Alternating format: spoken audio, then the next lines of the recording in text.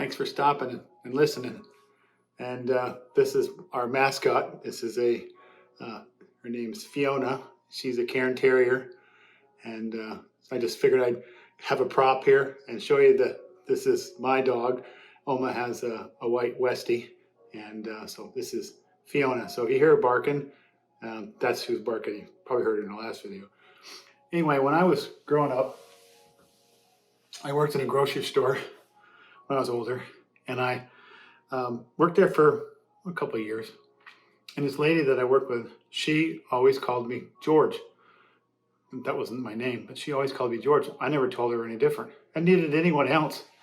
And so anytime she needed something, she'd call out George, or she'd tell me to go, needed to carry some sacks up for people. She'd say George. And so it wasn't until I put in my notice and back in the day and was going to go do another job working on changing tires for logging trucks, which paid more, a lot more difficult, but paid more.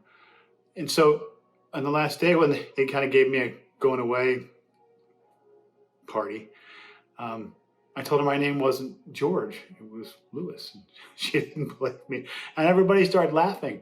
So I had to pull my driver's license. At that time I was 16, and I pulled my driver's license and showed her. And she was embarrassed. And she said, well, why didn't you tell me your name was Lewis and that you were calling me George? I said, I knew who you were talking to. And I kind of liked the name George. So it just stuck. So, don't sometimes in life we just kind of go through and people just kind of ignore you, or they just don't recognize you, or they don't, you just kind of fit in the background. Everybody's getting all these accolades, and that's okay. Don't sometimes you feel like you're just kind of on the edge, not really in the middle of it. And whether it be even in church, you just kind of sit in the back pew, you're really not engaged, not because you don't want to be, but you figure you don't have the skills or the education or the calling, or you name whatever it is. But you know what really is beautiful? God knows you. He knows you intimately. He created you. He knows your name. He knows he's not in my name. He knows my name. He knows I'm Lewis. He doesn't call me George.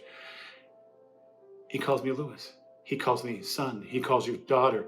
He calls you beloved one. You're his child, and he cares about you. It's not that people don't care about you or about who you are, what you're doing. They may not know you. Some people are so focused on themselves, they can't see past that. Be different. Recognize people.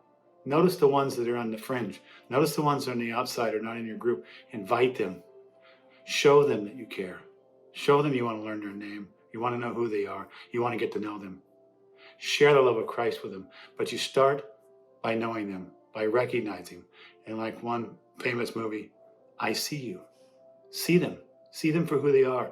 The creation that God made in his image. And he redeemed them through his son.